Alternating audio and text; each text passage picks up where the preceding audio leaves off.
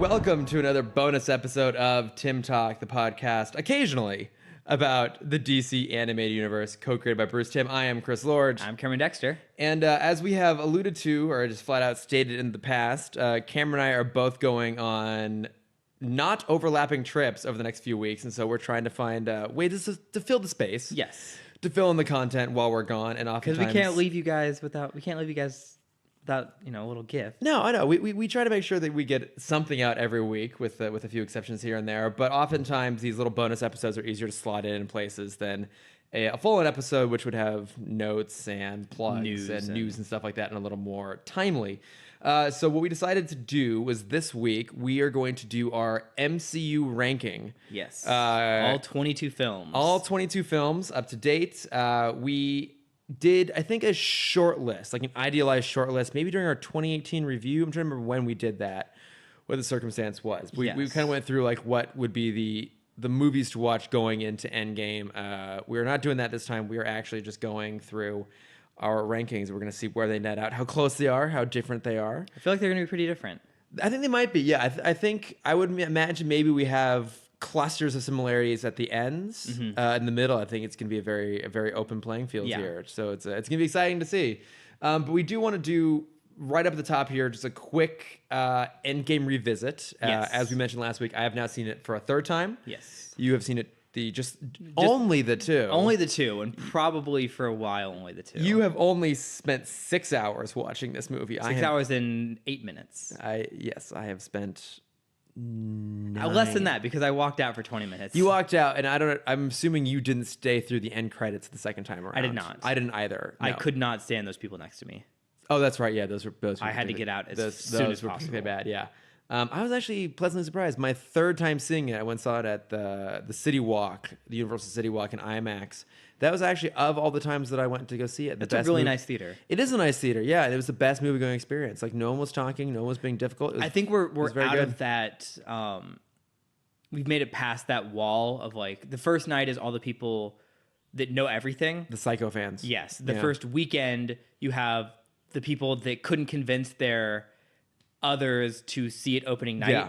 And so you have the mix of the super fans and the not fans. The complete disinterest. Yes. And so now you've kind of pattered past that. Yeah. Into like the people the casual viewers that are take it at face value. They don't need to know anything extra. The curious but not obsessed. Yes. No, so my third viewing was the most pleasant of all of them. Not to say the other ones were bad necessarily. And I was actually not particularly looking forward to seeing it a third time going in, because after especially seeing it twice, I had talked about it so much. We'd done the podcast, talking with friends, a little bit of talking online. You just kind of get inundated with conversation at the movie. I was kind of burnt out on it, and I was surprised by the time coming out of the third one. I was actually much keener on it again. I doubt I'll be seeing it again for a while, but I liked it. Hold on. Sorry, quick early tangent. Did you see they opened up like a private bar in El Cap? What? Yeah. I got an email about it. How do you get access to it? I don't know. I think you have to call. Like if you buy a ticket, I think you have the option of getting a reservation for that area. So what's the next kid movie that's playing there so we can go get drunk beforehand? It's Aladdin, right? It'd be Aladdin, yeah. Oh, we're definitely gonna need to drink before that. Yes. Okay. I'll see if we can hook something up. Yeah, maybe we'll have like a blue genie special cocktail or something like that. That'd be kind of fun. Yeah.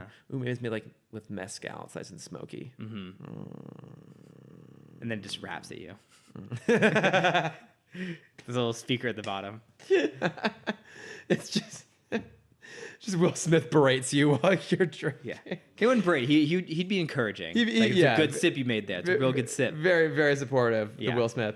But as I have been telling people after now seeing Endgame for the third time, and for this section specifically, well, pretty much the entire thing, we're going to be talking spoilers for the MCU, because we're going to talk about the things we like or dislike.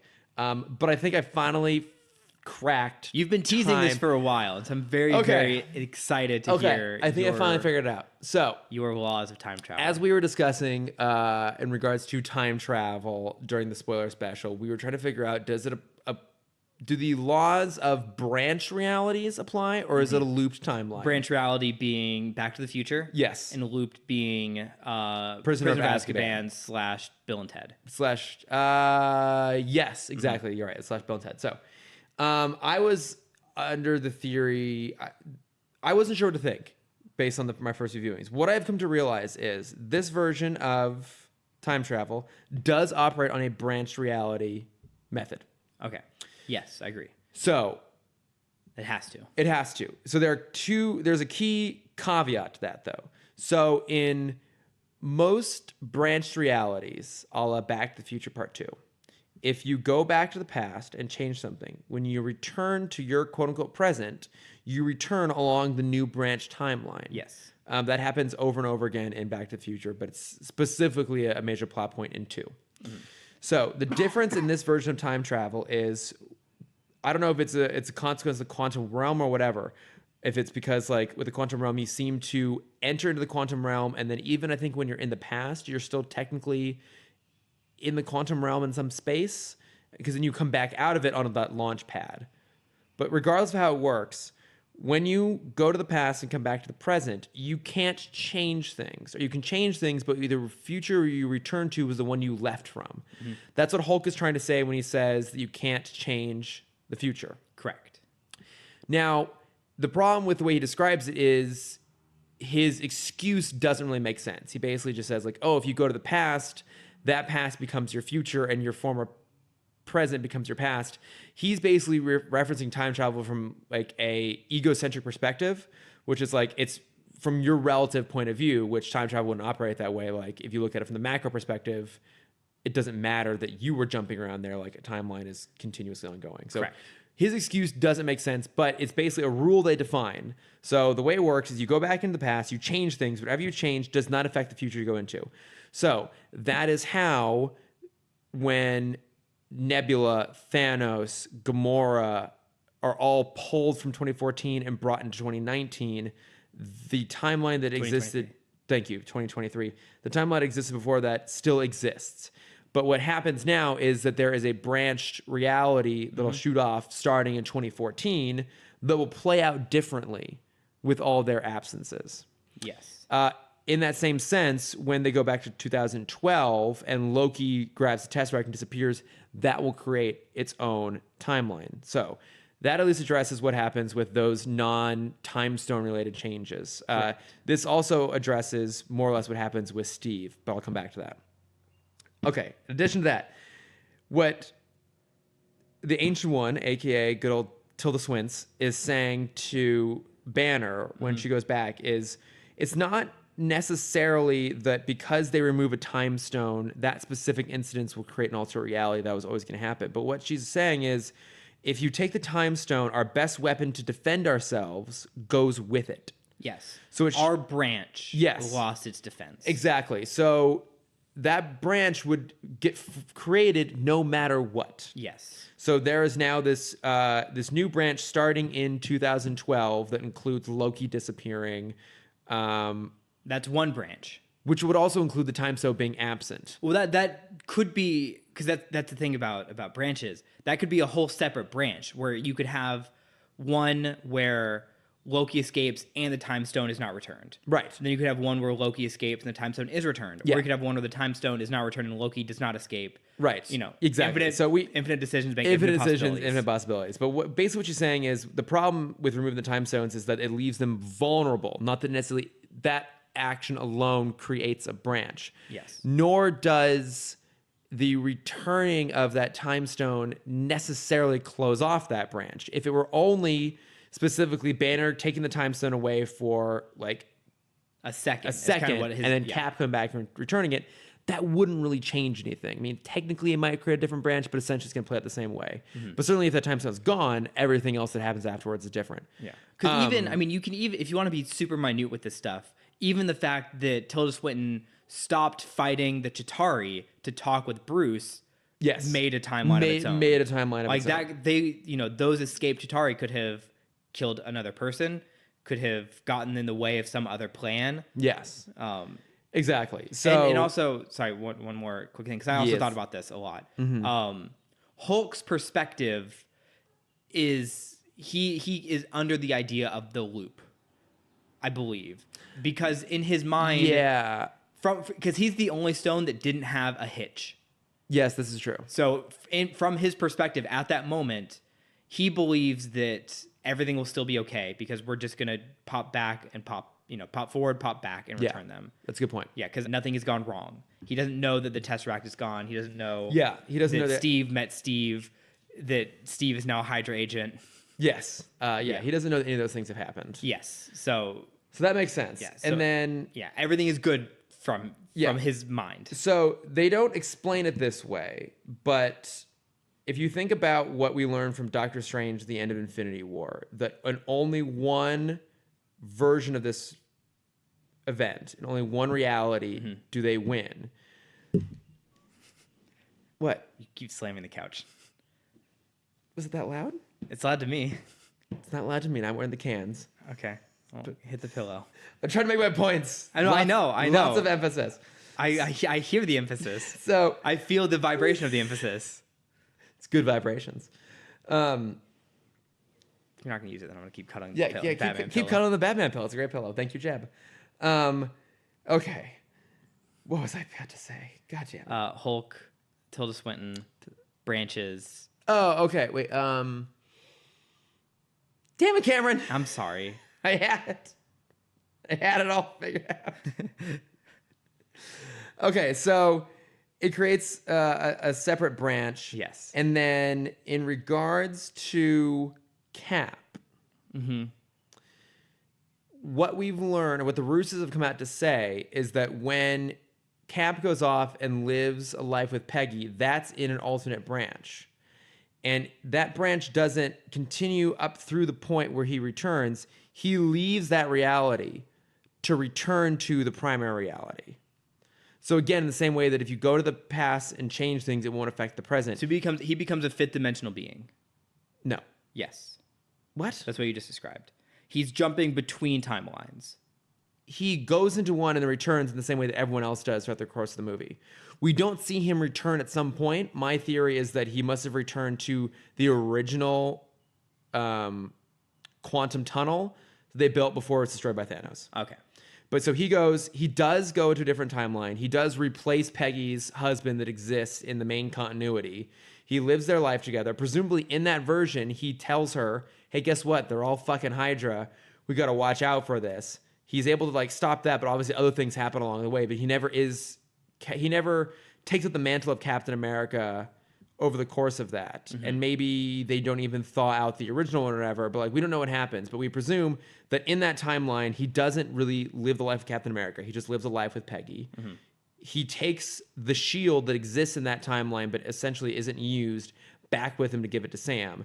And then, what I was going to say is, so we know that because every other version of that reality, the snap happens and they lose, basically it doesn't matter what ultimately happens in any of those other timelines because they're all fucked anyways. Yeah, the snap is inevitable. Yes. So I guess presumably the only one where that doesn't happen is now the 2014 where Thanos is pulled out of time because he's not there to snap it. Correct. But essentially, yeah. So it doesn't matter that Loki grabs the Tesseract and disappears. It doesn't matter that Cap has lived a life with Peggy rather than, returning to S.H.I.E.L.D. and doing all those other things. It doesn't matter that Peter Quill got knocked in the head and was 10 minutes late to picking up the Power Stone. None of those things matter because they're all going to die anyways, or half of them are all going to die anyways. Yes. Okay, I think that covers all of it, right? In a sense, yes. Those are the big plot holes, like the previous changes, which version of time travel do they apply, and then the Cap thing. So, but Maddie and I were having a bit of a chat about this because we were trying to figure out how it worked. His theory was that it was a closed time loop, but ultimately we came to realize is that still doesn't make any damn sense. But he was definitely speculating, I think what you speculated, that maybe Loki disappearing with the Tesseract would become the Disney Plus show, which is totally possible. But yeah, it has to be a branch reality where it doesn't matter that new realities exist. Because what if, here's my theory, what if Thanos has a twin? Oh, I'm done. Also named Thanos. Nope. Nope, this is not Gotham. We're not doing that shit. What if he's also Joker? Oh God, it would probably be a better Joker. But yeah, so that's I think that basically resolves it. And then I also did put out a call asking for specifically female perspective on the Lady Avengers shot, aka the A-Force shot. Talked to multiple people, including Ashley Clark, including my friend Murray, and they both thought it was pandering and a little bit gratuitous. I enjoyed Ashley's message. Oh yeah, exactly. That she used her telepathy. Yes. And use the telepathy to bring in all the estrogen, which I thought was fun. But yeah, I mean, I think there are two ways of looking at that thing, and you can look at both of them simultaneously. It's just like, yeah, it was less organic than other moments. It was a little bit pandering, but at the same time, there are probably a whole bunch of little girls watch this movie who love that moment. Oh yeah, and are already so excited about it. I already see so many photo shoots at Comic-Con that are just that scene. Yeah, and that alone kind of makes it worth it. Mm-hmm. Yeah, it's as I talked about in the first Endgame podcast, it's abiding by the rule of cool. It's you kind of let go of everything else because it looks cool. Yeah.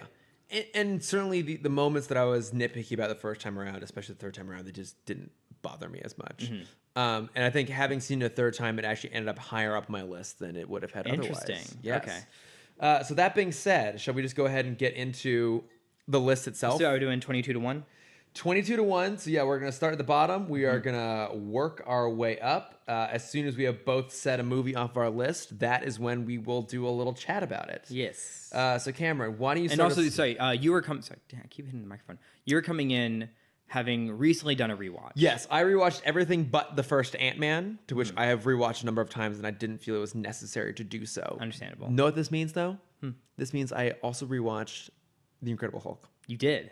Yes. Because I am coming from not having rewatched these since before Infinity War. Okay. So I have a bit of time. So I think what this means is that my opinions are more valid. More fresh. Let's say it that way. Yes, valid. Okay, so it's 22. Number 22. Cameron, start us off. I have Hulk at 22. Guess what? So do I. Nice. Yeah, having literally just rewatched this like a few days ago, this is the only MC movie that I would classify as filler. Bad. Yes. Okay, that too. It's bad. And it's bad on a broad speaking level, broad pace, like, ugh. From a objective perspective, comparing to other just action movies, it's decent. Mm-hmm. But when you think about, the MCU, it's just, there's no spark in it. There's nothing in it that sets it apart from other movies of its same ilk or genre. Yeah. And especially because this came out 2007, 8? Okay. So I think it's fair to say that this movie was well into production before they decided to do a connected universe, because the only real connection points are at one point, like, they go into the SHIELD database and they use, like, what is clearly done in post, a SHIELD screen. Mm-hmm. Like, it's the army, not SHIELD, that's hunting down Banner. And then, of course, the teaser at the end.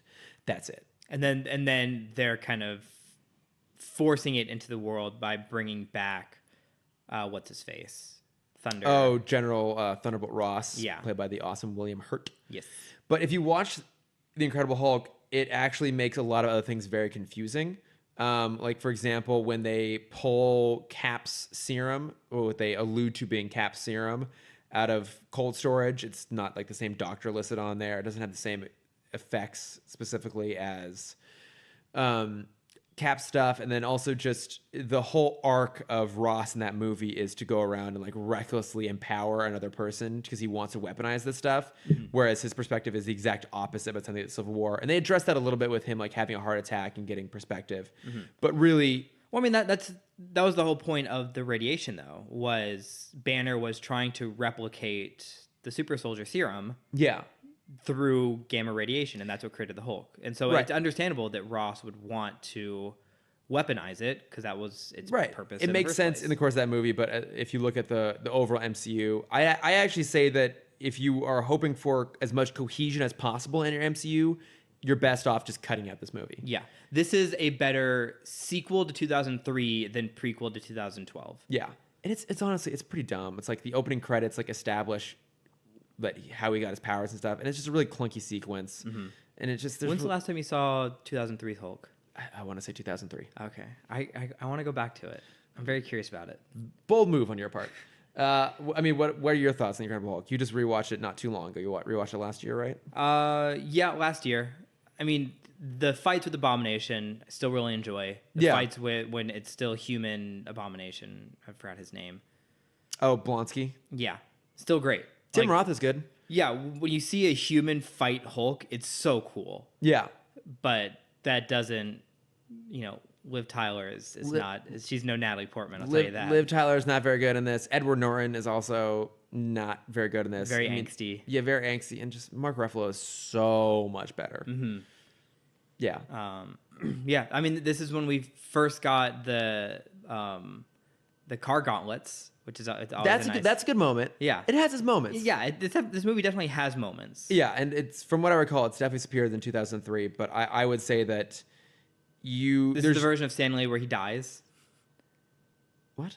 The Stanley cameo is. He doesn't die. He just get exposed to gamma poisoning or whatever. Okay. Well, I'm assuming he doesn't. He's pretty die. bad. Yeah, he's a bad place. I would say that you gain nothing by watching this movie. Right, and that's why, because for the longest time, Dark World was my lowest on the list. Yeah. But that's moved up, thinking about, it has a better connection to the world now. Yeah, exactly. So I'd say flat out just skip The Incredible Hulk. This really should basically just be a 21 film list. Mm-hmm. All right, for you, number 21. I have Ant-Man and Wasp. Really? Wow. Yeah. Really? I didn't realize you disliked this movie so much. Oh, wait, we're not going to talk about it. Sorry. We're not going to get to it until I mention it. Oh, well, what's yours?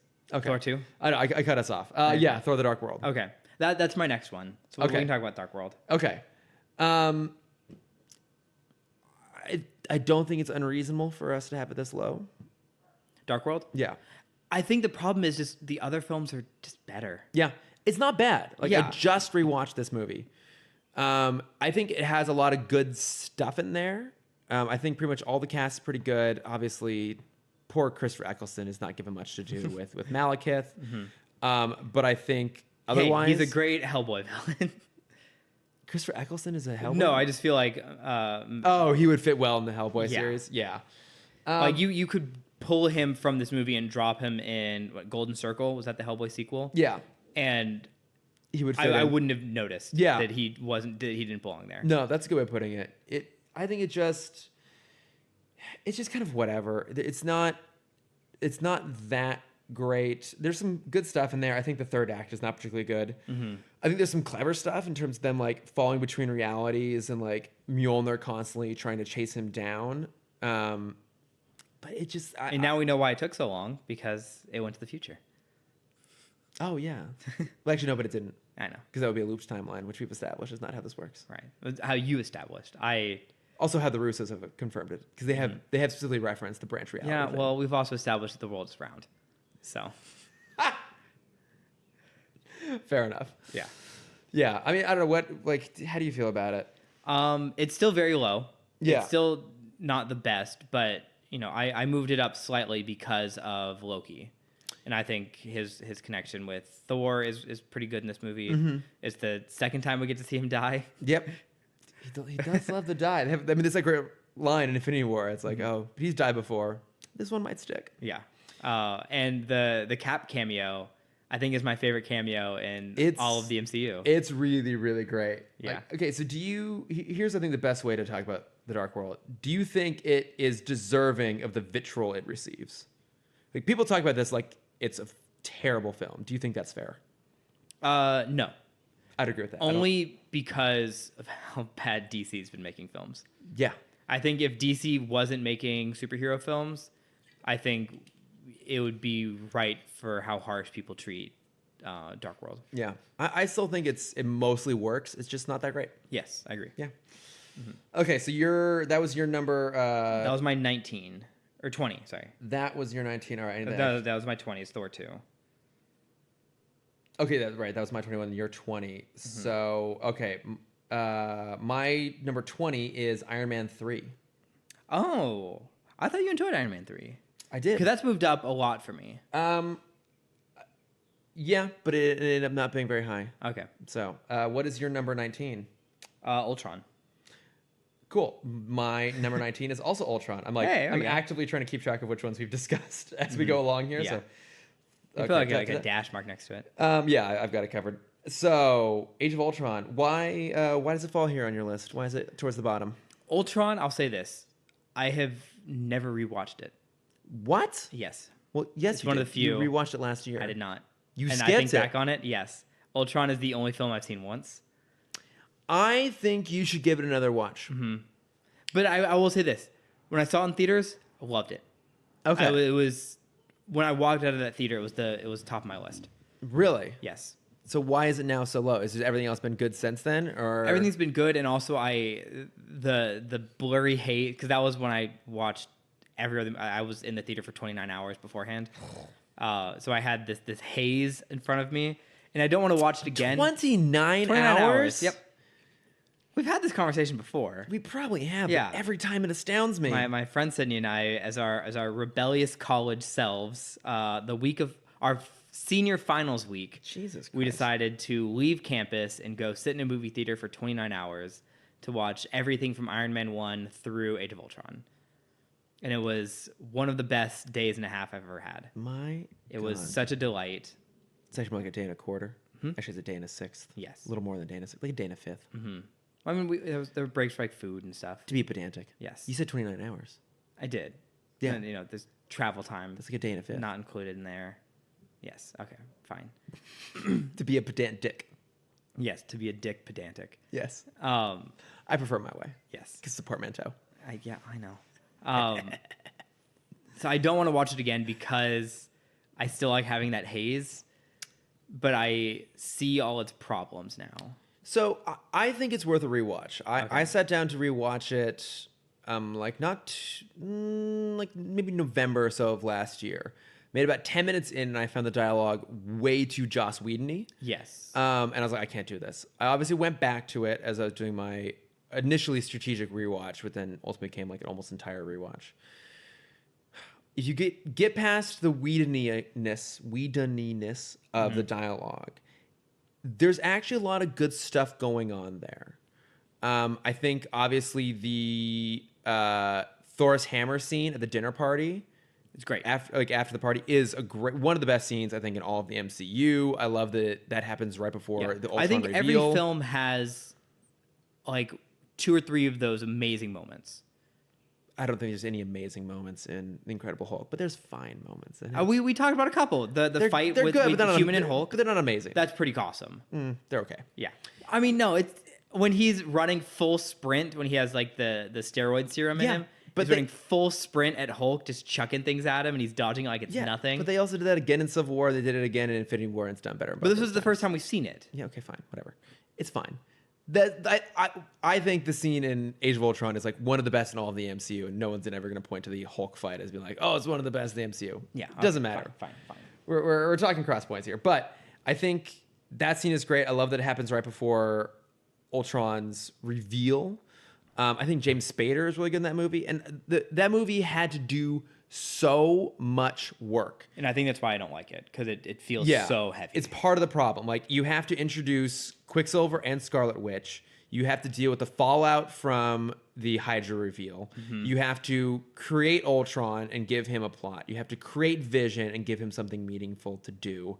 You're setting up the beginnings of the ideological tension between Cap and Tony. You are establishing that Thor is now aware of this greater threat of the Infinity Stones and have him go to his like shirtless lagoon scene. You start Iron Man's paranoia. Yes, with Thanos. The Scarlet Witch thing. Also, they basically completely pivoted away from that aspect of Scarlet Witch's powers. Like in that movie, she can manipulate people's minds. She's basically now just a super strong telekinetic, which I would love them to dive back into her reality manipulating powers a little bit. I'm hoping maybe they do that with the Loki show. I think it'd be cool if the Loki she show, the WandaVision show. I think it'd be really cool. I know they won't do this because they're too far apart, but if they teamed up Scarlet Witch and Mantis, oh, that could be really and cool. how together how they can use that power to to make it even get some shit done. Yeah. No, that could be really cool. Obviously, they're having to set up the fact that Hawkeye has a family and like giving him something meaningful to. That movie not enough Linda Cardellini as every film. Never enough Linda Cardellini in this world. Yes. So that movie had a lot to do, and I think given all of the I'll pressure, say this: the more Cardellini, the higher up on the list. the more that movie had to do, the harder it was to make it cohesive. It is definitely not super cohesive, but I think the beginning is really solid. I think the ending is decently solid. The Sokovia fight. I think the middle is just really, really choppy, and that movie feels the longest of all of them, even though it's definitely not. Yes. That being said, I don't think it's that bad. When I did my list initially, I broke it up into like broad categories. So like from bottom to top, it's bad, okay, good, enjoy, love, favorites. It's a lot of categories for 22 things. But it's helpful to break it up this way. Yeah. So Age of Ultron is the only one that falls into good. I think that movie is good. I don't think it's great, but I also don't think it's as bad as everyone says it is. Okay. Yeah. I'll rewatch it at some point. I think it's worth giving a rewatch. I think there's some really good stuff in there still. So, okay, what's your next one here? Okay, after Ultron is Guardians 2. Interesting. And this is one that's just like personal. Like Ant-Man and Wasp I have so low for storytelling reasons. Guardians 2 I have so low just because personally I don't like it. That's fair. Yeah. All right, that's fair. Okay, so yours was Guardians 2. Mine is Thor next on the list. Okay. Mine that's coming up for me. Okay. What about you? What's next? 17 is Iron Man 2. Okay. 2019, 18. Okay, my 17 is Captain America, the First Avenger. I always forget that you don't like that film because I love Cap. I never said I don't like it. That's just where it falls on my list. At this Mm-hmm. point, we're in movies I like. Okay. We are now in the enjoy category, the Gotcha. largest of all the categories. So the next one we can talk about. 16 for me is Iron Man 3. Okay, all right. Let's talk Iron Man 3. So it is a little bit higher up on your list than I was expecting. Yes. When I first made my Marvel list, I hated Iron Man 3. I hated the twist. Okay. It felt so unnecessary. Not even just the whole movie felt unnecessary. But as I kind of grow into the world more, and you see the real trauma of Tony's PTSD. Yeah. And I think that's really important because that is really the predecessor to Ultron. Yeah. Is that gigantic fear. Yeah. Putting a suit of armor on the world. Yeah, I love that. I love seeing all the armors come out. I love seeing a man. I love seeing a man too. Oh, I boy, mean, do I as ever. the more men you can put in a movie, the better. And, as they say, This is what why a I man, what a hated man. that female Avengers moment so much. I was like, No men. There's no men in it. Yeah. Yeah. I mean, we don't know. Ant-Man could have been in there. I mean, technically, Spider-Man was in there. Yeah, that's true. Yeah. But he's a boy. That was my favorite. What was it? When they were still doing the press junket before Endgame, and someone kept asking Paul Rudd, like, "Why aren't you in the trailer? Like, why aren't you in the suit?" He's like, "Oh, I am. You just can't see me. You just can't see me. Yeah, I mean, I'm tiny." That's so good. That's a good answer. I mean, I was making a bit there about like not needing more women, but honestly, if my life could be like nothing but badass women and one really hot Twinkie dude, I'd be super happy. Yeah, I'm sure. So Iron Man 3. Iron Man 3. You see a guy who, like, instead of dealing with his problems, just throws himself into work. I was like, hey, someone on this couch knows a lot about that. I mean, I think more than one person on this couch. I really enjoy that part. I enjoy him hanging out with the kid. Mm-hmm. I liked him a lot more the second time rewatching it. That kid's good. And yeah, I just enjoyed it. I enjoyed it more than I thought. Yeah, so I've always been a bit of a defender of that movie. Mm-hmm. You were the one that convinced me to watch it. I know, which is crazy. Like, I actually really like the Mandarin twist, but I understand if you're a hardcore fan of that comic, why you'd be pissed. Mm-hmm. I think it was like a Meso on the Weekly Planet basis said it. Like, what if you went and got to go watch a Joker movie and then the reveal, like a Batman movie with the Joker as the main villain, and the reveal was the Joker was just like some weird drunk actor. Mm-hmm. And I think it would make sense if like the Riddler was behind it. Yeah, but exactly. But it undercuts the mystique of this character in some ways, even though they sort of retroactively changed that with the one shot. Mm-hmm. But I actually liked that twist a lot. I thought just that reveal was super funny. My problem with that movie is that it's very disjointed. I think that movie is excellent up through the Malibu attack. I think there's a lot of good character stuff going on there. That Malibu sequence is just a really great fight sequence. I love the idea of Tony with the PTSD, building all these suits of armor. I like all that stuff, but then it gets very disjointed. So it's like, that's a movie in of itself. Then he goes to like Tennessee to try and hunt down these explosions that are happening. That's a movie in itself. I don't love the Tennessee sequence. I like the kid. And I like the idea of Tony not having a suit anymore. Yeah. But what's actually going on there, I found really boring. I don't really care. It's an entirely different movie yet again when he makes it down to Miami. I believe that part's kind of fun because it's him like making all these cool homemade gadgets and breaking into the place. I like the fight sequence of him just having like bits and pieces of the armor as he's fighting the guys. Sequence, yeah. The one guy who's like, no, I don't even like these guys. I'm leaving. I'm out of it. Like, there's some really fun, like very Shane Blacky elements in there that I kind of like. But then it once again becomes an entirely different movie when it gets out to the final battle out on the shipyard, which I have kind of mixed feelings on. I think some parts of it work, some parts don't. There's a president in there. It's like, I forgot about that. Yeah, there's in the same way where there's a lot going on in Ultron, but it's all very necessary. I feel like there's a lot going on in this movie, but it just feels a little bit disjointed, like it was a little bit made by committee. And I think it doesn't live up to the really cool potential they set up at the beginning. There's tons of talk about a lot of production problems in that movie because I think this was one of the last films that Ike Perlmutter, who runs Marvel overall, not the MCU, had a heavy involvement in. And originally, Maya Hansen was supposed to be the major villain, and he basically like, no, a woman can't be the villain. You have to change it. And so, like, what I've heard is that because of that is why they did the Mandarin reveal. Like, I think the Mandarin was always the Mandarin, more or less, but she was the villain behind it all, and they had to change it at the last minute. Which I don't think. And then what's his face was the red herring. Aldrich Killian. Yeah. Guy Pearce. Yeah. Also, I love Guy Pearce. Yeah, he's great. Love him. So Ashley Clark sent us a video, and you reminded me of part of it. I started watching it. It's a 3-part series by Patrick Willem. Yeah. Like the drag queen, Willem. Yes, Willem Dafoe, just like the drag queen. Exactly. It's a 3-part series talking about his problems with the MCU as a whole. And you brought up a great point comparing Ultron to Iron Man 3. And his thing was comparing it to the comics. You have these big events that happen about once a year in the comics. Your Civil Wars, your Age of Ultrons, your Secret Invasion. Sorry. Yeah. House of M. Invasion, yeah. House of Secrets. Yes. So you have these big moments that happen probably about once a year that change up the status quo. And then you have a year of individual comics to see how the characters now live in that new status quo. Okay. Only to have it change again. Okay. Where now with Marvel films, we're not really getting that anymore. Where back then, after Avengers 1, we still got to see basically how every character reacted to that event. Yeah.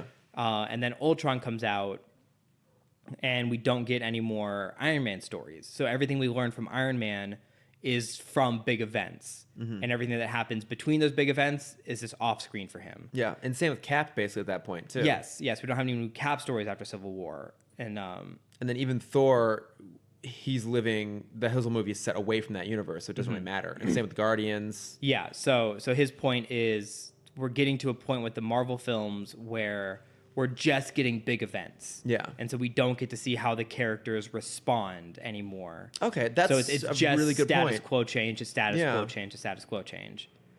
I like that. I should watch that series. Yeah, like that was a really, really good point. Yeah, because I've seen those floating around. I kind of didn't want to watch them going to Endgame because I just I love these. I just want to take them for what they are. They're also it's a very long, it's an hour and a half series Total? Yeah. Between the three? Yeah, they're all 30 minutes each. Woof. Yeah.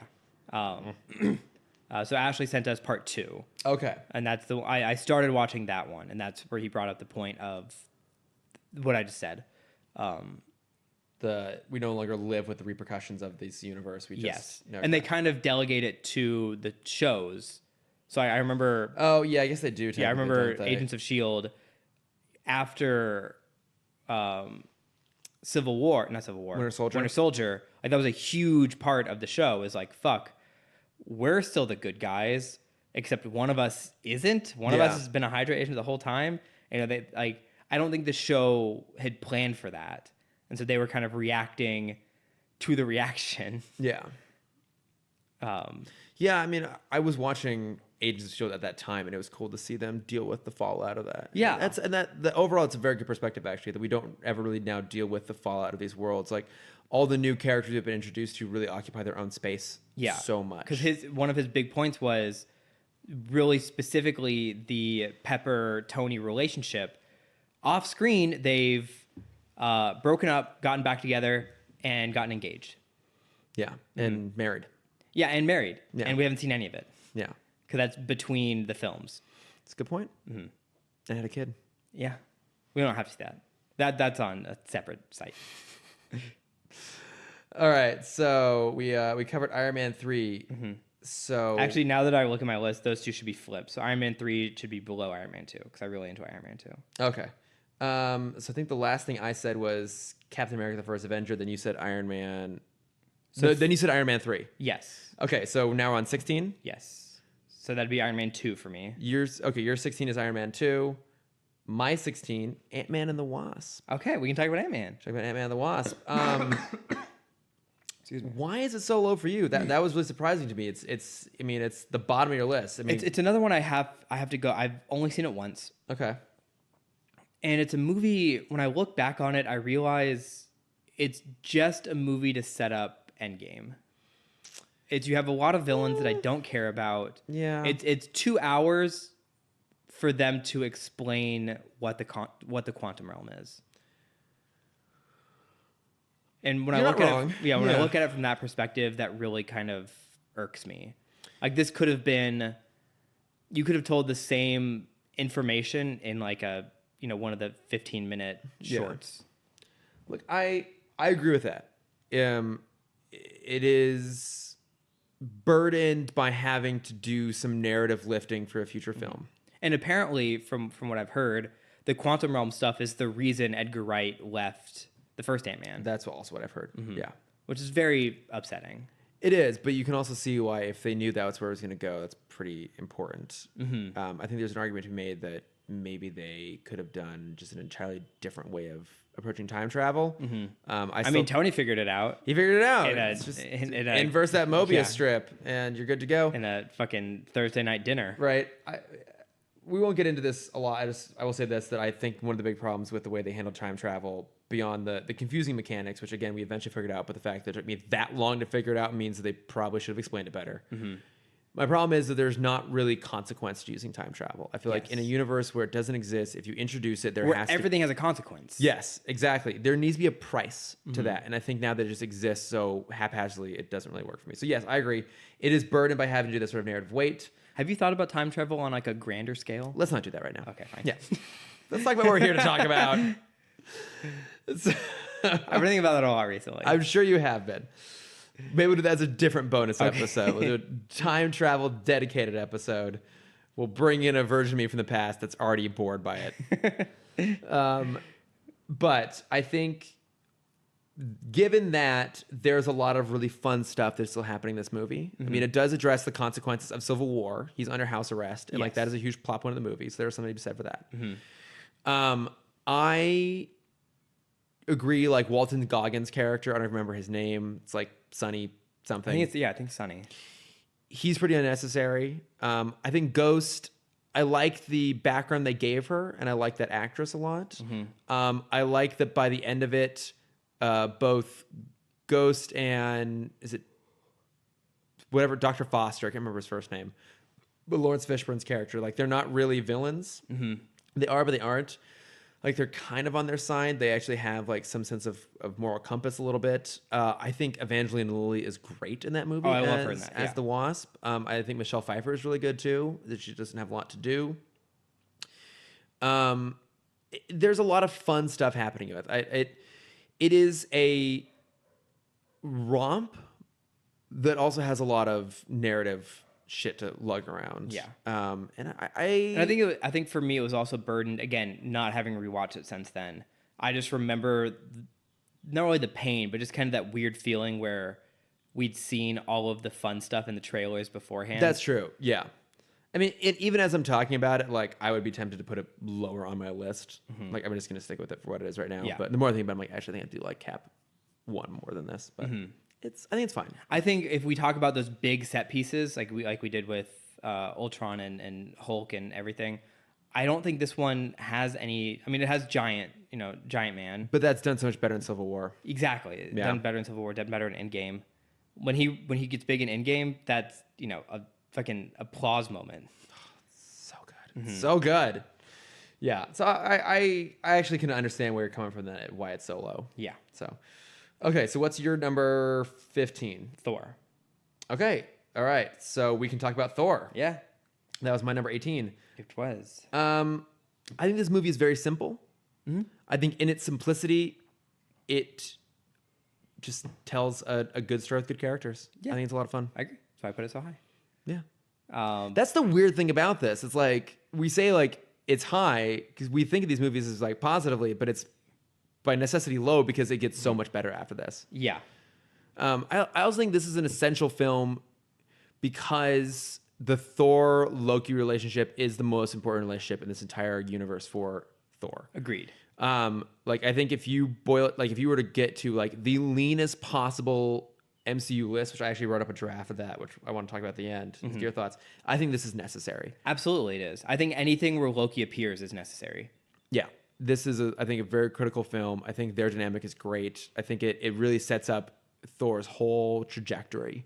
I think again, it's simple. It's clearly got a much lower budget than everything else. They have that weird dye job on Chris Hemsworth's beard, but it's also like because they nailed it with Robert Downey Jr. Yeah, didn't really nail it with Ed Norton. No, they did not, but they definitely nailed it with Chris Hemsworth. Hemsworth. Then you get Chris Hemsworth like, oh, okay, they know what they're doing, and I think this is the one. I guess we had Iron Man 2. But I feel like this is the one where they're like, okay, the universe, it's connected now. Yeah, it all builds together. Like, they reference S.H.I.E.L.D., but S.H.I.E.L.D., plays like a semi-critical role in it. Like, it's all cohesive in a sense. But no, I think this movie's a lot of fun. Yeah. All right. You know what? It could have made it better, though? What? It's Cardellini. I'm done with this bit. Okay, all right, fine. I'm killing it. I'll never be done with that bit. Just like Thanos, I'm killing Linda Cardellini. Don't you fucking dare. My number 15, Captain Marvel. Okay, that's my 14. Okay, cool. Let's talk Captain Marvel.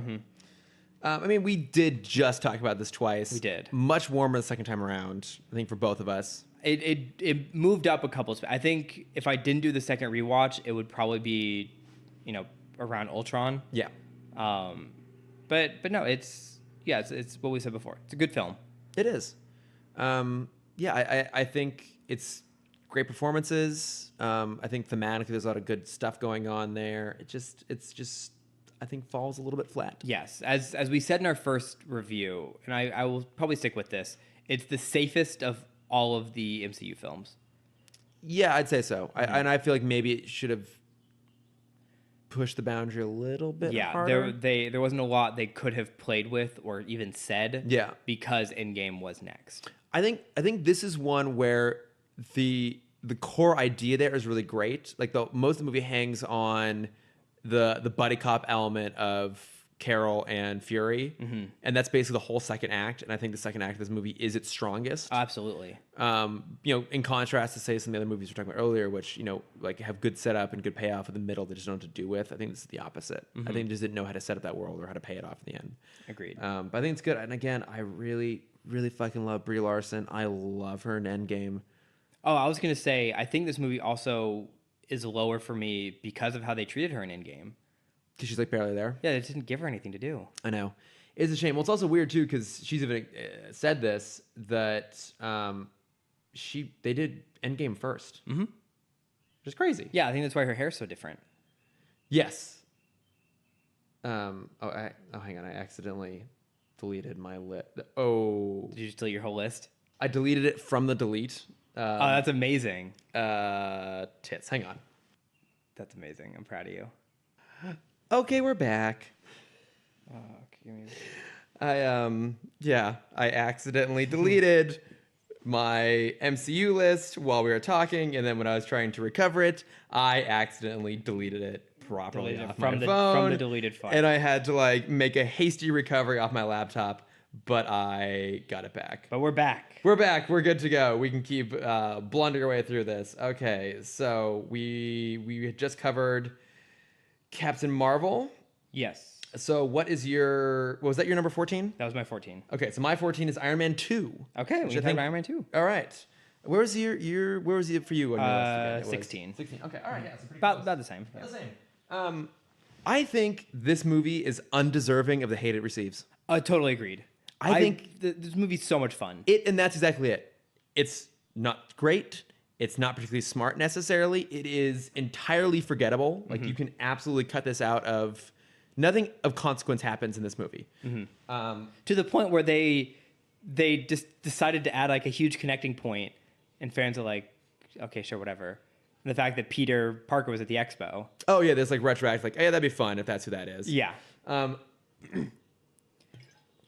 Yeah, But, it doesn't add anything. It's absolutely skippable. I just find it really entertaining. Yeah, Drunk Tony is great, especially in the suit. Yeah, that Monaco sequence is so cool. so good. Now, admittedly, I think that's Love Hammer. Yes. Okay. Also, I mean, Sam Rockwell is my favorite actor of all time. He can do no wrong, basically, in my opinion. He's an amazing dancer, and I'm hot as hell. That's why I'm like rolling my pants. No, very loudly. Yeah, I know. Well, I gotta get the good Foley work. Yeah. Oh yeah. I pay these sound engineers to do all this amazing Foley work. I'm gonna utilize it. Get the sound of folding denim. Exactly. Oh god, but also, this looks good. This is a nice look with the rolled up. Yeah, like, it's the Huckleberry Finn look. yeah, I know. I'm like, and normally I'm not a big fan of my calves, but they're looking pretty good in these jeans right now. That's for you to say. That's for me to say and for no one to agree with. But no, I love Sam Rockwell. He's a fantastic dancer, obviously. I just think this movie is really, really fun. I think the middle slows down, like after the drunken party sequence when he's like building the new metal and stuff for his suit. It's a little bit bleh. And I think the final fight sequence is only okay, not necessarily great. And I really enjoy the final fight sequence. oh, okay. Because then it's you have the joke of the you have the hammer missile that they installed in War Machine. Yeah. Oh, see, that's also a great sequence. You know, when the roadie Tony This whole fight. movie is just full of great sequences. Yeah, and I guess for me, you know what this movie is? To me, this movie is Tomorrow Never Dies. Tomorrow Never Dies is by most people is considered a particularly bad James Bond film. Is that when he surfs on the car? No, that's surfs on the car. Surfs. When he surfs into North Korea. Yeah. No, that's Die on the Day. Okay. Tomorrow Never Dies is from '97. That's when Jonathan Pryce's Elliot Carver is trying to secure exclusive broadcast rights in China by creating World War III between the Chinese and the British. It's absurd, but that is a movie where every single sequence of it I am having so much fun with that I forgive it that as a whole it's kind of a mess. For me, Iron Man 2, the exact same thing. I might even move it up on my list. Now, the more we talk about it, I'd probably put it where you have it. Okay. 14. Yeah.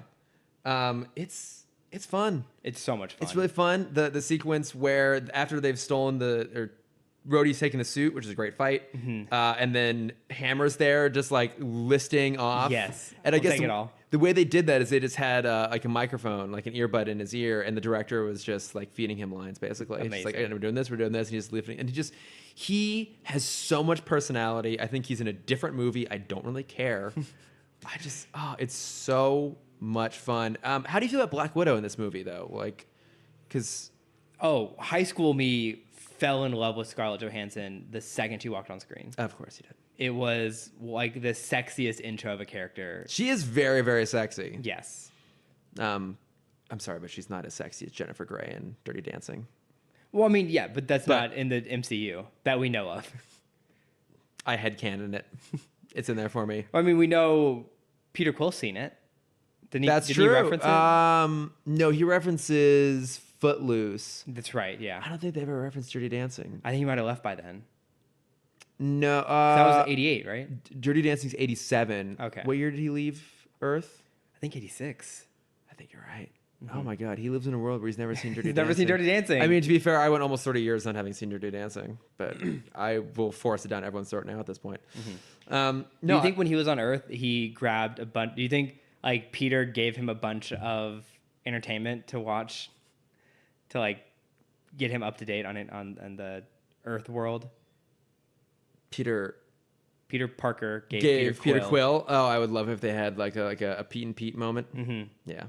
They do a podcast together. The Adventures of Pete and Pete? No, Oh. two Pete's in a pod. Eh. What do you mean?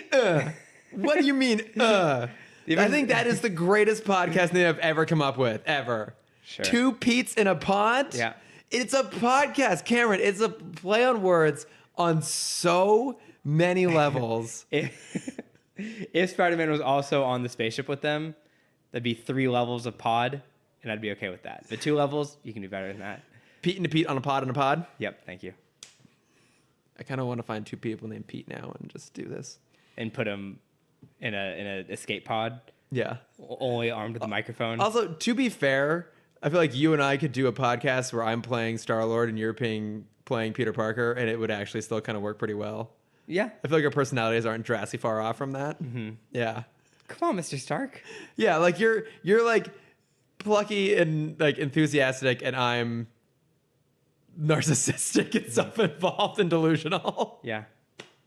We've done it. I mean, I don't want to say it's your fault that we had to go back in time in the first place. It's my fault. It's 100% your absolutely my fault. Yeah. Yeah.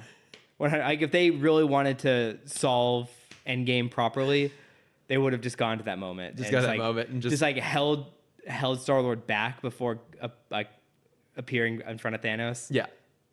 And then the whole movie would be solved. Oh, it's all solved. Yeah. Yeah. I'm gonna go make Pete in a pod. 2 Pete's in a pod. Thank you. It's fucking brilliant. Yeah. Iron Man 2, great. Wait, so that was your. That was my 14. Your was 13 Captain is Marvel. Ant-Man. My 13 is also Ant-Man. Hey. Again, I think this movie is just super fun.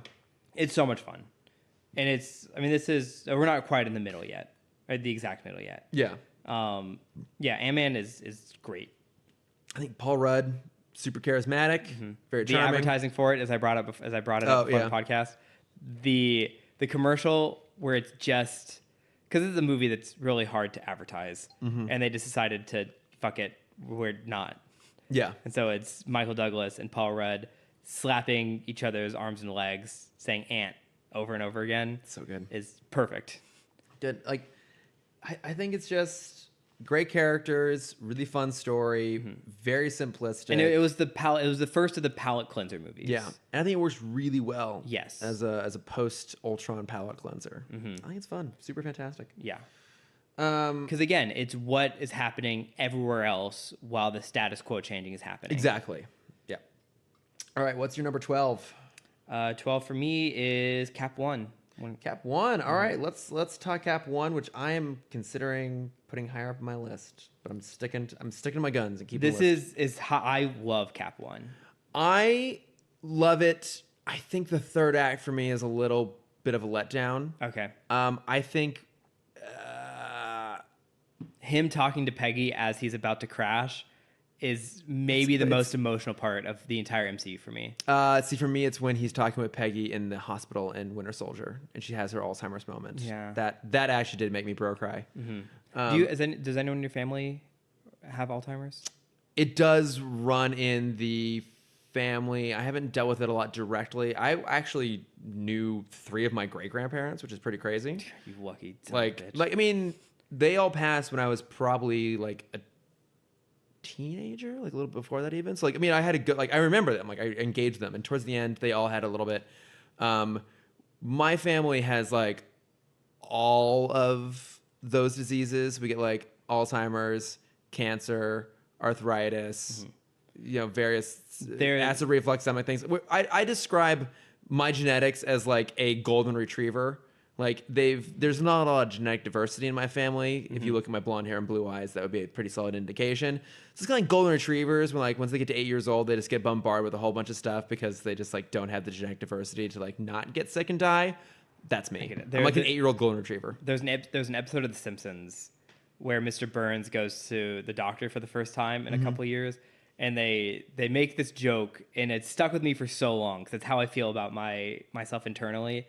And the joke is like, imagine your body as an open door, and all these diseases decided what you're talking about. Decided to come in at the exact same time, and they're all just stuck there. Yeah.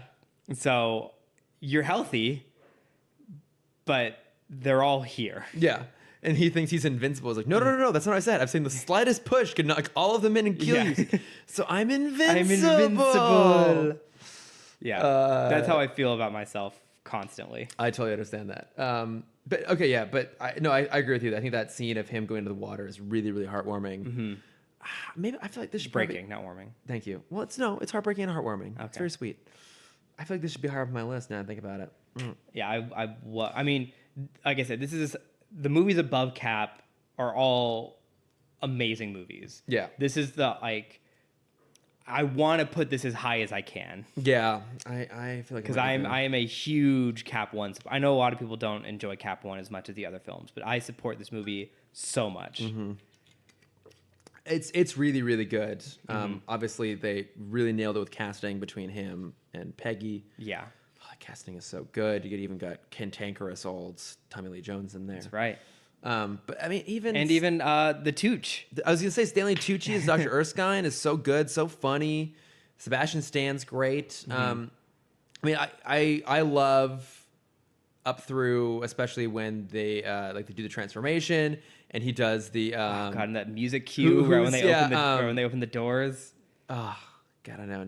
She goes to grab the chest. I would too. It's such a great moment. That was like improvised too. Like, I'm sure it was. Yeah, it's like her wanting to do it. Understandable. I love the Star Spangled Man sequence. I think it's super fun. I love that he then converts that costume into an actual military uniform. I love that attack on the Hydra base. I think for me, after that, it starts to slip into a little bit of a generic film. And maybe that's why it's a little bit lower on my list. Because I don't think the third act is great. I think it loses its momentum in favor of just having to kind of resolve stuff. Yeah. But I still think it's excellent. And I think too, it's just the other Caps are so good. This one's all kind of okay. Yeah, agreed. But I know it's great. So wait, that was your number 12, right? Yes. Okay, so my 12 is Avengers Endgame. Okay. Yeah. You haven't said that one yet, so what's your 11? Mine's coming up. 11, right dead center in the middle of the pack, Doctor Strange. Oh, okay, all right. My number 11 is Black Panther. Okay. Have you said Strange yet? No. Okay. It's higher up. Okay, my 10 is Black Panther. Okay, let's talk Black Panther. We're now in the top 10 for me. Okay. Yeah. Yes, that's right. Yeah, I haven't read my 10 yet. So, it's great. It's so good. It's really good. It's so much better than anyone expected it to be. Yeah. It has the most specific identity to it. It has so much personality. Yes, you could take a frame of most of the other MCU films. I probably wouldn't be able to tell you what movie it's from. Yeah. But I feel like with Black Panther, every single frame I could tell you is from Black Panther. Yeah. No, I agree with all of those things. Again, casting across the board, they always do a phenomenal job. Killmonger is one of the best villains in the MCU. I would top 3. Yeah. 4. Yeah. Yeah, Thanos is up there now. Yeah. No, I mean, I think this movie is excellent. I guess, yeah. I mean, at this point, we're basically trying to differentiate between a whole bunch of movies we really, really like. Yes. So this is towards the top of my enjoy list. It's at number 9 for me is where it switched over to the movies that I love. I just think this is a really, really solid film. I don't think the storytelling is necessarily super groundbreaking, but I think everything it's putting on screen is completely new and different and great. Yeah, and it's the same problem that most Marvel films have, or origin story films have, where it's just fighting a mirror. And that's my least favorite part of the film is when Killmonger puts the suit on. Yeah. Up until that point, if they got rid of that scene, this movie would be much higher for me. I think that's fair. Yeah, I feel like they thematically of kind of all of the villains that are in a mirrored version, this one sort of makes the most sense. But because it's been done so many times, it loses its significance a little bit. Right. Still great though. Yeah. Okay, my number 10, Spider-Man: Homecoming. So good. Mine's still a little higher for that. So my 9 is Endgame. Endgame. All right. I mean, we've talked this to death. Death. But like I said, this ended up being higher up on my list after having seen it the third time. It's only this high on my list because of the third act. The third act is pretty spectacular. If the third act, because this moved so much on my list, I couldn't place this one. It's a hard one to pin down. It is.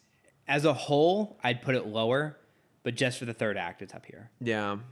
And it's unique in the MCU in that, of course, it is a final chapter. And as we've talked about, I think they were focused primarily on delivering fan moments and things people had wanted to see up to this point, rather than maybe being innovative in their storytelling. Yes. And I think at this point, part of the problem too is, you're now talking about how do you make a new character arc for someone when it's their sixth point, right? Like they even talk about Thor. Make him fat. Make him fat, right? Because in Iron Man, make him skinny. Make him a dad. yeah, give him a dad bod. Yeah. Cap, shave the beard. Oh, such a waste. Such a waste. In They saved those beard hairs. Oh, of course they did. They're super powered. They just gave him to Superman's mustache. I like it. In Infinity War with Thor, for example, he was on a path of revenge. So this time, like, well, how do we push him that much further? And so I think you start to lose momentum a little bit in some of the characters. But that being said, it's really well executed. Mm-hmm. So okay, Your 9. my number 9 is Thor Ragnarok. Okay. Still a little higher for me. Mm-hmm. What's your number 8? Spider-Man: Homecoming. All right, let's talk Spider-Man: Homecoming. It's hard to make a better villain than this. It's a great villain. Yeah. Michael Keaton does such a good job. Character very well written, excellently performed. Yes. Great twist. Michael Keaton loves working with wings. He does. He loves, yeah. Or creatures with wings. Exactly. Get those bat wings. Get those bird wings. Get those vulture wings. He's got it all covered. Actually, yeah. If you think about it, he's had 2 characters with bat imagery. Beetlejuice and Batman. 2 characters with bird imagery. Yeah. He has a theme he likes to go through, and then one where he runs a hamburger tycoon. Yeah. And in Dumbo, he's also kind of a tycoon. It's true. Yeah. I'm sure they sell hamburgers there too.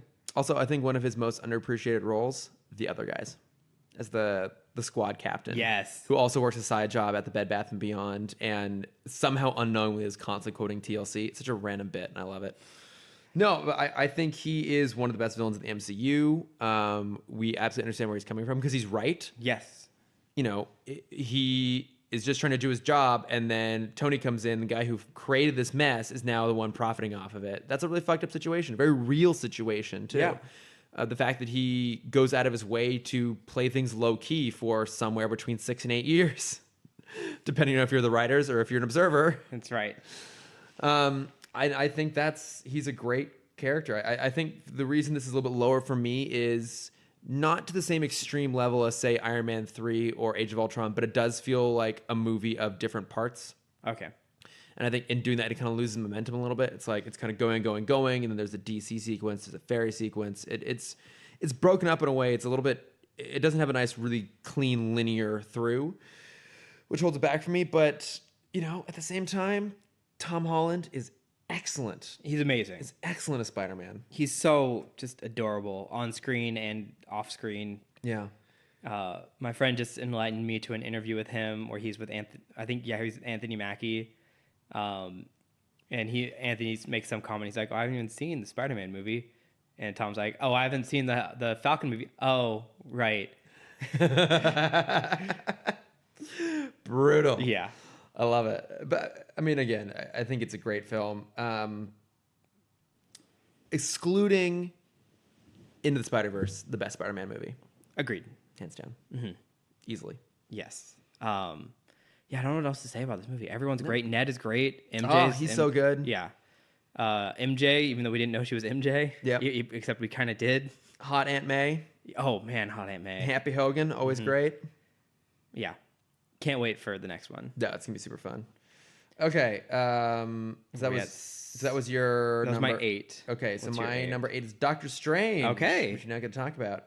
You came around on Doctor Strange. I guess I must have. I don't... Because I feel like because you rewatched it recently. Yeah, I just it was one of the movies I watched the critical films up to Infinity War, and then after the fact, I'm like, well, let's go back and rewatch the other ones, which included Doctor Strange. I think that movie is excellent. It's another palate cleanser film. It was after is. Civil War. It's its own distinct thing. Yeah, it's basically the same story arc as Tony from Iron Man 1. Visually, that movie is spectacular. A fantastic score from my personal favorite, of course, the great Michael Giacchino. Yes. It's super high up there for me. I rewatched it again. I'm like, I love this character. I love this movie. I love Benedict Cumberbatch. Yeah, he's great. The visuals are really unparalleled. Yeah. It's so pretty and just out there. Super high on my list now at this point. It's way up there. So, Tilda Swinton, great. T. Swilts. Yeah, I can't say T Sweezy because that's Taylor Swift. Taylor Swift. Ugh, Taylor Swift. All right. What's your number 7? My 7 is Ragnarok. All right. We've talked about Ragnarok so much. I know. Also, we're tired. It's so good. We've been recording a podcast for like over 3 hours at this point. No, we're fine. We got energy. Ragnarok's amazing. Again, it's visually, it's another movie, like I said with Black Panther. You could take any frame of Ragnarok and you see how distinct it is compared to the rest of the MCU. It's gorgeous. It's super, super fun. Could have used a little more Taika Waititi, but everything always can use more Taika Waititi. Yes. No, I mean, if there's a possibility of getting another movie with Chris Hemsworth, Tessa Thompson, and Taika Waititi together, I'm all on board. Do you think he'll have a cameo in Men in Black? I hope so. I don't think he will, but I really hope he does. I hope he does. I mean, they've already got the alien with a really fantastic funny man covered with Kumail Nanjiani. Mm-hmm. But I just want a bit where we find out that Taika Waititi is an alien. Yeah, I'm down. Where they'll just walk by each other. It's like, hey, Taika. He's on the monitor of celebrities. Yeah, like they had in the first one. I'm totally on board with that. Mm-hmm. No, super funny movie, funniest in the MCU, I'd say. Oh, agreed. And just a blast, a total romp. Okay, so that was your number 7. While still, it's funny and out there while still being part of the core story. Oh yeah, it's still a critical film, I'd say. Mm-hmm. And Goldblum. Fucking space Goldblum. So yeah. That was your number 7, right? It was. All right, so my number 7 is Guardians 2, which that was super low for you. Where was that? That was 18 for me. 18. Wow. So what? That's a 10-point switch. What don't you like about it? I don't know. I rewatched it right before Endgame. I rewatched that one actually, and I just don't really care about any of the characters. Okay. I love Child Groot. He's adorable. Little baby Groot. I don't really care for the dad-son relationship stuff. Gamora for 90% of the movie is not doing anything. Drax isn't doing anything. Rocket's not doing anything. No one is doing anything for the whole. Basically, the opening sequence is great. Yeah. And then they land, they get in a fight, and then no one does anything for an hour. For an hour and a half. Yeah. And then you have the final sequence, which is cool, but you now have a super overpowered Star-Lord that's not his shtick. He's witty and crafty. Yes. And when you just give him new powers, that really undermines his character. Mm-hmm. Yeah, Mary Poppins scenes was great. Yeah. I don't disagree with any of those things.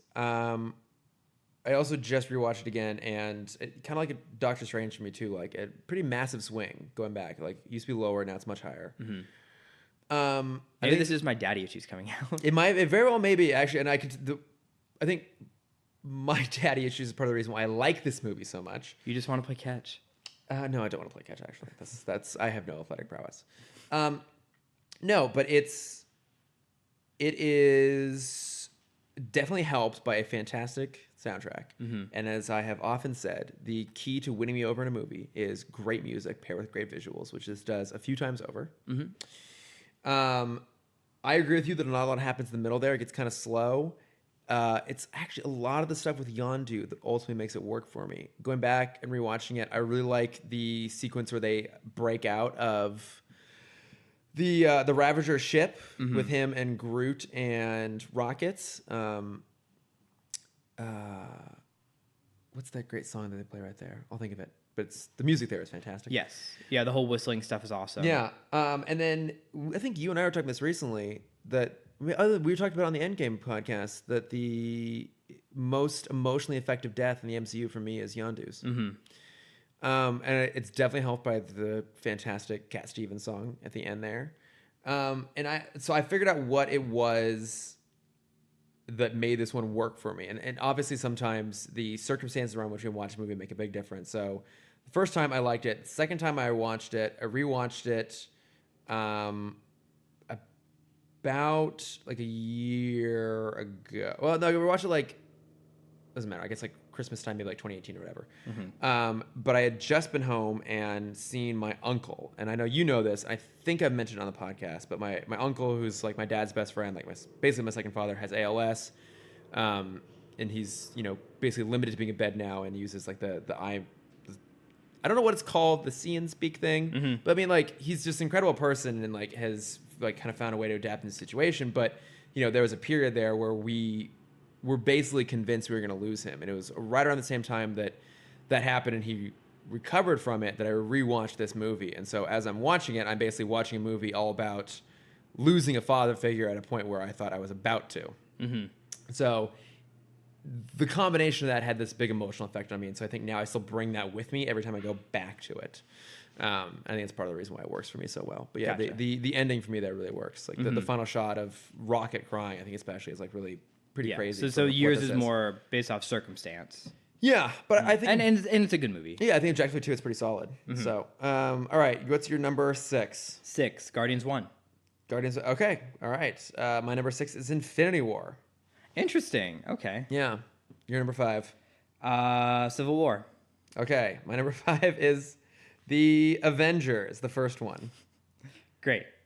We're gonna get there. There's not much left. Yeah. My 4 is Iron Man, Okay. which I think is your 1. My 4 is Civil War. We'll talk about Civil War then. All right, talking Civil War. It's fucking great. It's so good. Yeah. You want to talk about like big fucking action sequences? Yeah. The airport sequence until Endgame, the airport sequence was unparalleled. I still think that Civil War and Infinity War have better battle sequences. Obviously, the Endgame sequence is just like so crazy, but for me, it's the scale is a little bit too big. Yeah, choreography wise, there's nothing in Yeah. Endgame. It's just see that person, there they Yeah, go. See that person, there they go. Yeah, it's still really well choreographed, and like visually, there's great continuity. But I think for me, those other two movies set the stakes super high, but keep the focus pretty tight. Yeah, Endgame is one of those where I'm gonna watch it when it comes out on release. I'm gonna pause it and just like look for things in the background. Yeah. Like it's one of those sequences. Yeah, but no, Civil War. Like I think when I get into my top films here, there's basically two things. There's two types of movies in the top there. It's either movies that have a really tight, focused, linear storyline, are very simplistic in their structure, but are boosted by really good storytelling and characters and action moments and stuff. There are those movies, and the other movies are, how are these movies so good for being how complicated they are? And I think Civil War is one of those where that is a lot of work they're doing. I went into Civil War very skeptical coming out of Winter Soldier, being like, you have to resolve the Winter Soldier arc. And especially coming out of Ultron. Especially coming out of It Ultron. was only one movie apart. Yeah, exactly. Like, you kind of get this feeling like, oh, they're not really doing great maintaining these complicated storylines, and this time they really, really nailed it. Very complex story.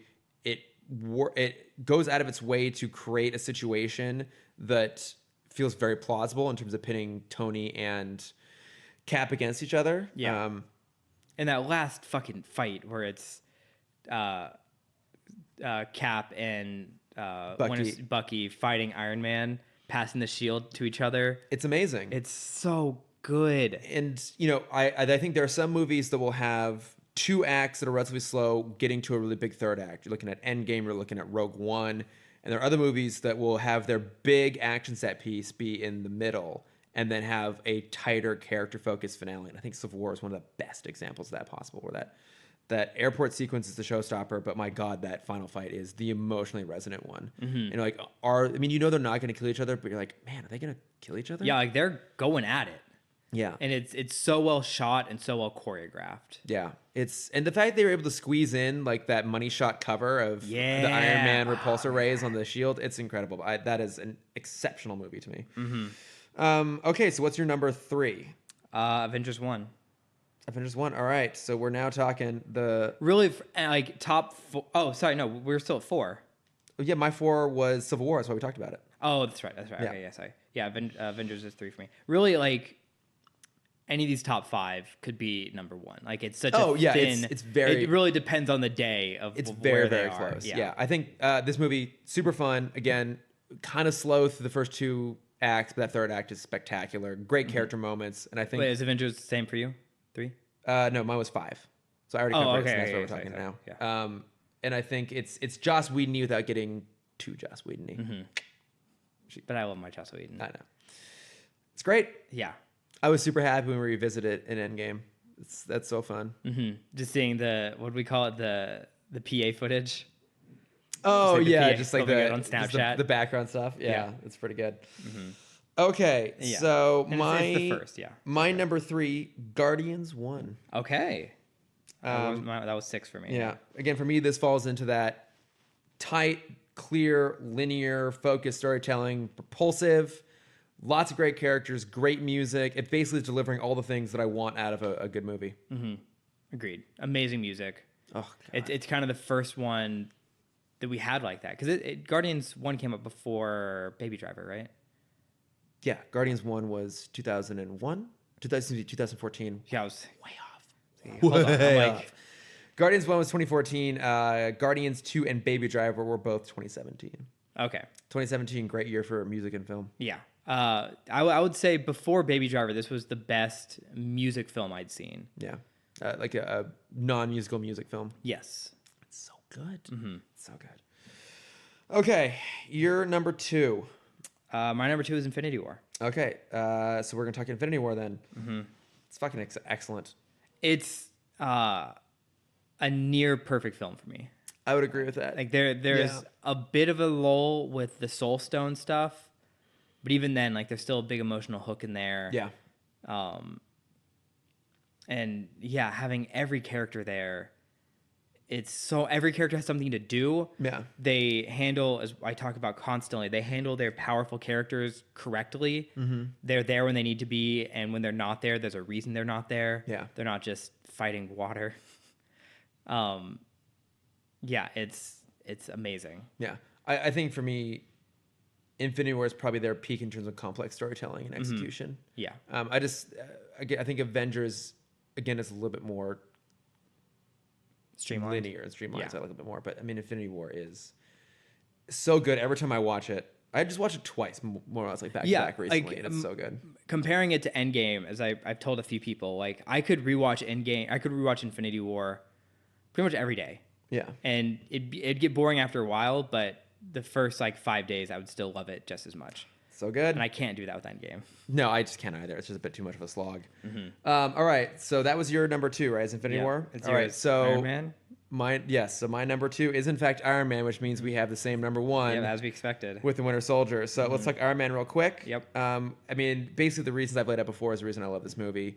It's focused on character, very clear storytelling, lots and lots of fun, great moments all the way through. It's quite Bondian in a lot of ways too, which is also a key to my heart. I just think it's just an excellently constructed movie. I just rewatched it, and it really, really holds up. Agreed. I really don't know much more to say other than that. It's just, We've talked about it so much for a reason. It's up there with those movies that I will just keep coming back to again and again, and just I will never get bored of watching it. Like the 2009 Star Trek reboot is like that for me. And we had, almost 10 years of superhero films before this. But this really started a new page for everything. Oh, yeah. No, it's excellent. So, number 2. And then, of course, we share number 1 with The Winter Soldier. Yep. It's hard to beat. It really is. As perfect as a superhero, not even a superhero, as like a adventure film can be. It's exceptional storytelling. I think Cap's a great character. I think it is so interesting to watch him be put in this very morally compromising situation. I mean, because you look at how it breaks down, it's like he starts out being basically played under the table, more or less, by Fury. He's not sure why. He is at odds with Fury about how they both want to approach protecting the world. He then realizes that the organization that He's he put works all his for, faith in. Yeah, is evil. But then even at that, Fury is still on his side, but at one point was also in favor of this thing. Like there are so many different angles going on here. I think Black Widow is excellent in this. Falcon is great. And then, you know, that final fight sequence, there's a lot going on. The stakes are super high. Yeah, you could ask the question, why the fuck is Tony Stark not there? Why is Thor not there? But like putting that aside, He's building suits. he's too busy building suits. Yeah. Stakes are super high, but also the emotional stakes are so high because Cap needs to stop the Winter Soldier, but he can't kill him. Right. And just the emotional weight of that scene is so good. And Cap's basically like drops his shit, like, I won't fight you anymore. Gets the shit handed to him. Yeah. It's so good. Great score. Ugh. I know. I love that movie so much. Yeah, and I mean, it's just it's emotionally complex. It's complex storytelling. Yeah, I mean, I think it's just flat out there. It's the best movie. Yeah. In the MCU. And I think most people agree with that statement. Yeah, like it's across the board. Almost everyone's top 1 or at least top 3. Yeah, I think it's a movie you, without having to do much explaining up front, can hand to someone as a standalone thing and go watch this on your own. Yeah. I think you need to explain like what the whole deal with capping and the ice and stuff, but beyond that, I think it's pretty set. Great action sequences too. I think some of the best action. The car chase scene. The fight at the very beginning with what's his face, the kicker. Oh, Batroc, the leaper. Yeah, that's the guy. Yeah, I prefer what's his face, the kicker. Yeah, I love that movie. Boom, we did it, and so much energy left to spare. But yeah, MCU, great franchise. Yeah, you should check it out if you haven't yet. Yeah. Also, I think both of our lists changed as we were talking about them, right? They did. Yeah. I mean, that makes sense though. Yeah, I think yeah. So I think we have to both redo ours before we'll post them somewhere. I was watching Screen Junkies, how they handled they did a list pre-Endgame. And since there's more of them, they made a concise list, not a concise list, a averaged list. Okay. So everyone sent in their own. Yeah. And that was really interesting because then the conversation was arguing who dropped, because one of the things was like Doctor Strange was almost like third to the bottom because 2 people put it so low. And so the people that put it high are like, hey, now let's, because then it's them arguing why it should be higher on the average. Yeah. It's a really cool video. That is awesome. I'll have to go check that out. And of course, like, I would love to hear other people's opinions on this. I think asking everyone to rank all 22 films would be a fucking nightmare. But please do it anyway. Do it anyways. But I would love to see people send in their, like, say, top 5. Yeah. I would love to see what people's top 5 are. I think there's going to be a lot of similarities. Like I said, basically, as we picked up front, close in the... Yeah, our top 5 were basically the same. We had the same ends, same bookends. Yeah. And then, they're a slight interchange involved, and they're pretty damn close. But yeah, I'd love to know what other people thought. Yeah. In terms of their list. So please send your top 5 MCU films to us. Top 5, top 3, top 10, top 21. Top 21. We all know what 22 would be. So we are, of course, at Timm Talk Pod on Facebook, Twitter, Instagram, and Gmail. Yes. I am at Lordifer on Twitter and Instagram. By the time you hear this, I'll have just been in Vegas with some friends from college. Yeah, maybe post a few times. Yeah, I should post something, I guess, at some point.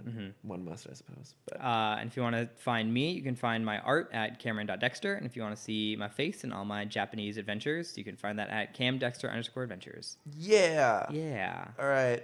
We did it. Thanks for listening, everybody. Bye.